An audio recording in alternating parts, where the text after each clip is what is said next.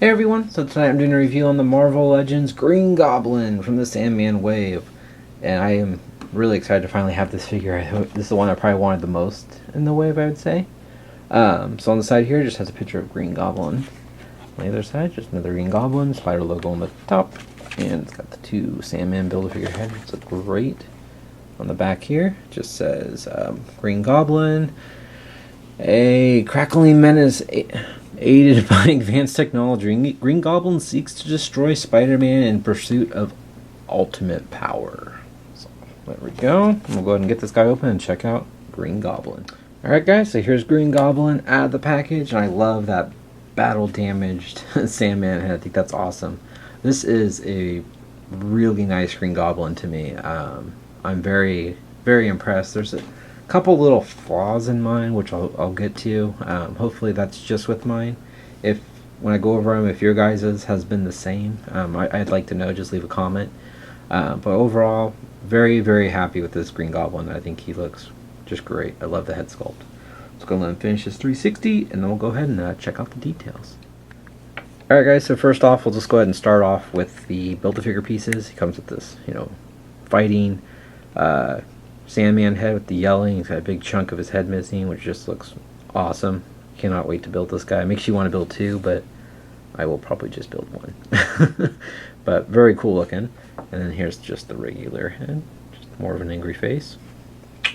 And I'll go ahead and go over the Green Goblin detail accessories. It comes with this glider, which is different. I should have brought the Hobgoblin down. I forgot to.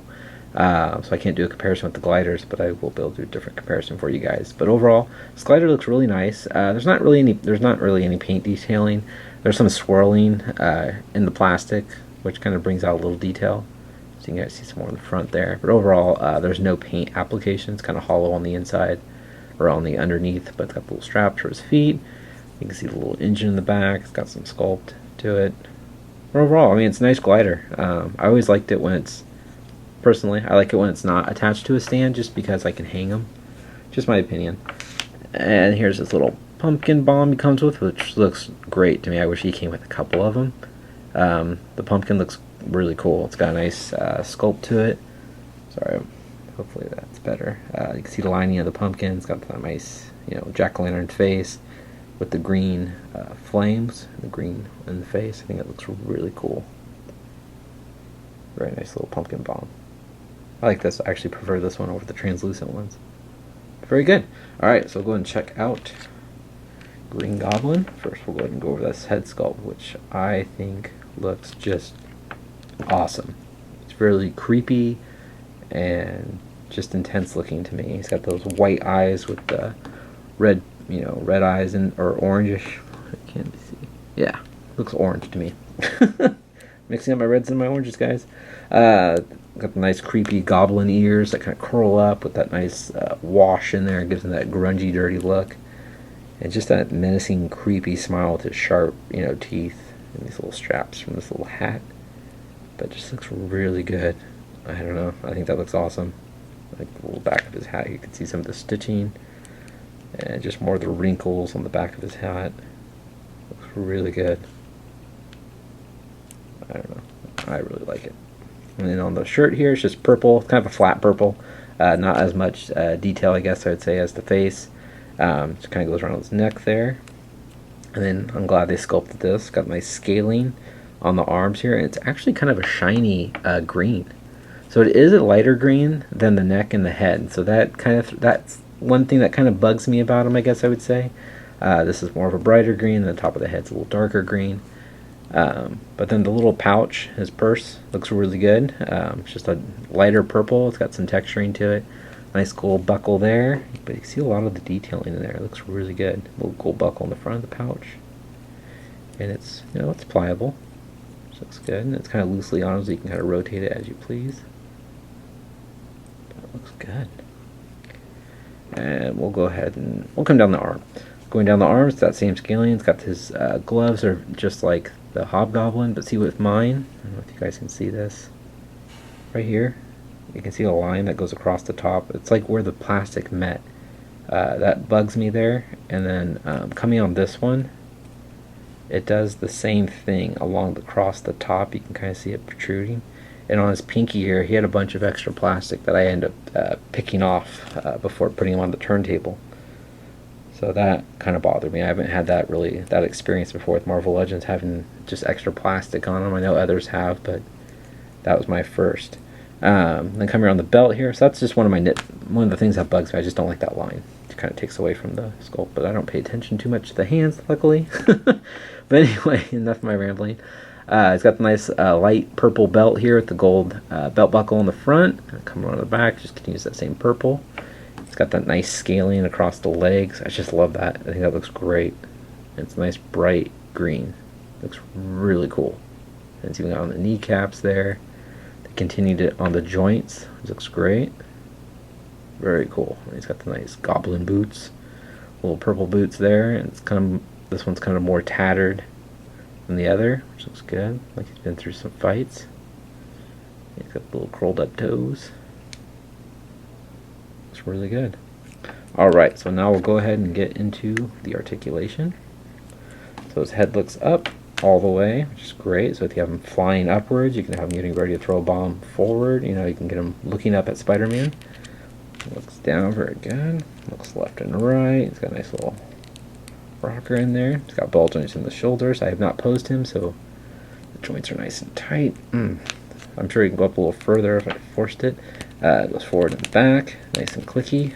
It's got a bicep swivel, double jointed elbows, forearm rotation, and he does have a hinge at the wrist, along with rotation at the wrist. Very nice.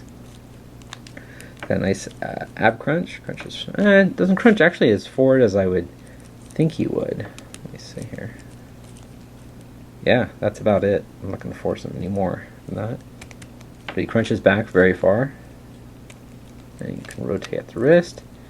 You can kick forward that much. And you can do the splits about that much. Got an upper thigh swivel, double jointed knees, boot rotation, ankles move down, they move up. And he's got a nice ankle rocker and pegals on his feet. Alright, I'll show you guys how tall Green Goblin is. Actually, besides that, we'll go ahead and mess with him on the glider so you can kind of see how he looks on that. Make sure I get zoomed out, but you can see how he can stand on that. Which is also nice is if you had him on the shelf and you're not going to hang him, you could definitely the glider's kind of pliable, but you can definitely stand him on the glider and still have him on your shelf that way if you chose not to hang him. But I will definitely be hanging mine, so you can see you can get him kind of posed up in there. Sorry guys, this is boring, but you get the idea. I'll go ahead and try to fit this pumpkin bomb in his hand to show you guys how well he holds it. So he holds it decent, in the left hand. And it's a pretty firm grip. You can see if he can. It's always interesting if I can succeed in getting things to hold the stuff while recording it all at once. Usually, but yeah, see, he holds it well. Anyway, alright, so I'll go ahead and show you guys how tall Green Goblin is. Alright guys, so Green Goblin stands at a little over 6 inches tall. Nice. Oops, kind of hit the camera. Go ahead and bring in the Toy Biz Green Goblin just to do a little comparison. I guess I should have popped him out of his... Alright, sorry about that, didn't have him out of his glider, and he's just kind of giving me some little difficulties there. So here is the Toy Biz Green Goblin, so you can kind of see he is a little shorter. Mine is kind of, I guess, hunched over. Let's see if I can get him standing upright. I love this figure, I really do, but to me also he is just really skinny compared to this newer one.